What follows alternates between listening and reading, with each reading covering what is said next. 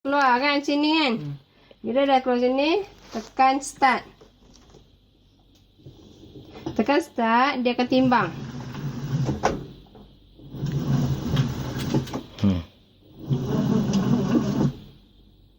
Okey, 1.1. Okey, boleh lah.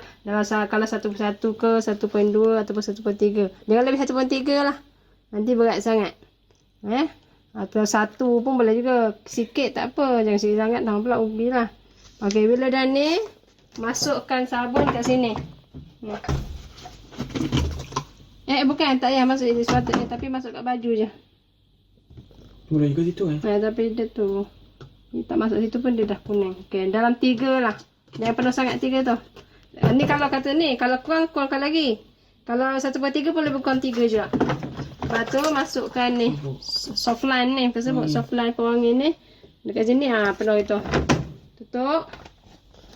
Lepas tu tutup ni je. Dah. Jangan buka-buka. Dia tak ada buka ni. Sebut tak ada. Contoh katakanlah, rasa Nana, jangan tengah pusing macam kata awal ni. Nak tutup lah, boleh. Tutup sini. Jangan buka terus. Dalam 2 minit kot. 1 minit, 2 minit baru boleh buka. Okay. Dah okey dah? Dah. Itu je.